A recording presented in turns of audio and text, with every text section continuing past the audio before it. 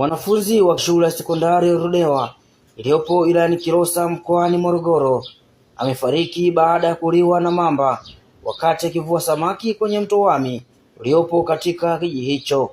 Mwenyekiti wa kijiji hicho anaeleza namna tukio hilo lilivyotokea.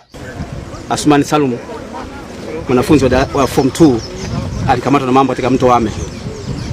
Na sisi kama viongozi baada ya kupata taarifa tukawapigia wananchi, tukaingia mtoni kwa lengo la kusaka yule mamba ili tumpate huyo mwanafunzi ambaye alichukuliwa na huyo mamba.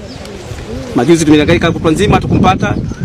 Jana tumehangaika kutwa nzima tujampata, ila leo muda wa saa 12 asubuhi tukapigiwa simu na wavamiaji wale ambao huwa wanavamia kwa kazi kuna kutafuta mamba.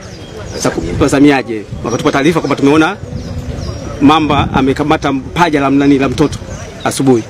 Baada ya kuja maeneo haya wale mamba wakakimbia na ile paja. Bahati nzuri baada ya kutafuta chini akakutwa kichwa cha huyo kijana Asmani Salum asubuhi ya saa 12 ya leo.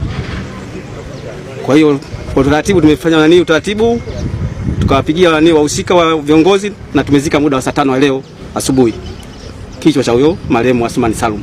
Hapa kamati ya usalama ya wilaya ya Kilosa ikiongozwa na mwenyekiti wake Shaka Hamdu Shaka ambaye ndio mkuu wa wilaya hiyo wanafika katika kijiji hicho. Makubwa kuwapa pole kufuatia tukio hili la kuhuzunisha na la kusikitisha kabisa la kumpoteza kijana wetu Asmani Salumu ambaye anakadiriwa kuwa na umri wa miaka 16, ambaye siku ya Jumatatu tarehe 27 tulipokea taarifa za kwamba inasadikika kwamba amekamatwa na mamba wakati akiwa katika jitihada za kuweka mitego ya samaki katika mto huu Wami kule katika eneo la Banio.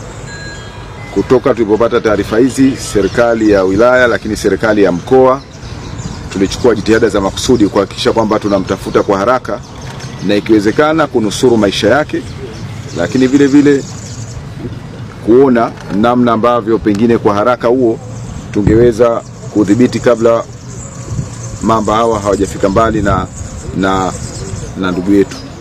Kwa siku 2 mfululizo jitihada za kumtafuta zimefanyika kama ambavyo mwenyekiti ametueleza, kwa kushirikiana na TAWA mkoa wa Morogoro. Wote walifunga kambi katika maeneo haya.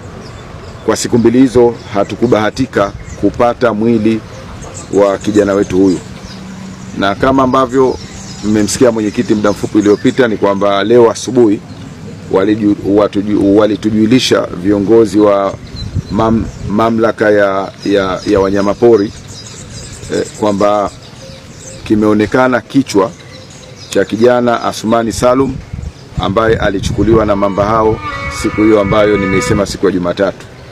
Kwa hiyo hatua ya kwanza ilikuwa ni kustiri hicho ambacho kimepatikana kwa maana ya kichwa, lakini maelezo anaeleza kwamba sehemu ya kiwiliwili hicho kwa maana ya paja imeonekana kwamba viumbe hao wameondoka navyo.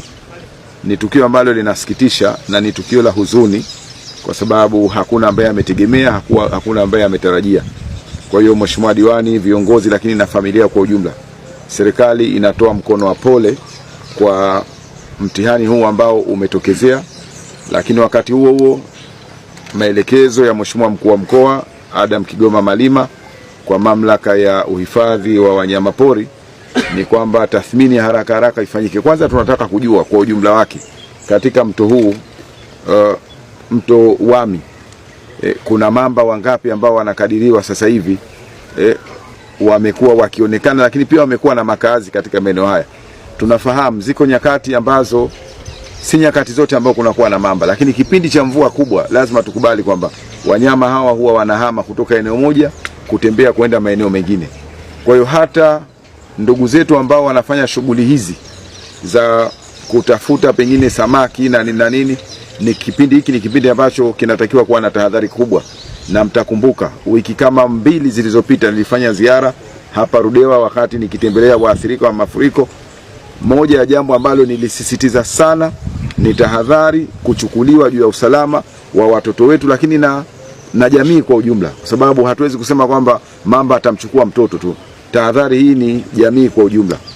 na sasa hivi ni waelekezo watendaji, lakini vile vile nimezungumza na afisa tarafa, lazima tuweke yale mabango ya tahadhari kuonyesha kwamba maeneo haya sio salama kwa kufanya shughuli za kibinadamu, lakini vile vile kuonyesha kwamba kuna jambo ambalo ni hatarishi.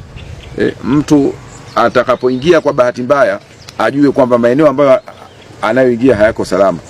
Lakini vile vile tutafanya hiyo tathmini kuona kwamba, unajua, hatupendi jambo litokee alafu tuseme tunafanya tathmini ya fidia. Hapana, huna namna ya kumfidia mwanadamu, lakini kwa sababu ni mapenzi ya Mwenyezi Mungu na aliandikwalo haliepukiki, kwetu sisi kubwa ni tahadhari, ni kuchukua tahadhari kama ambavyo ninasema, ili hili ambalo limetokea basi lisiweze kujitokeza tena kwa watoto wetu wengine. Lazima tuwalinde watoto wetu, lazima tuilinde jamii.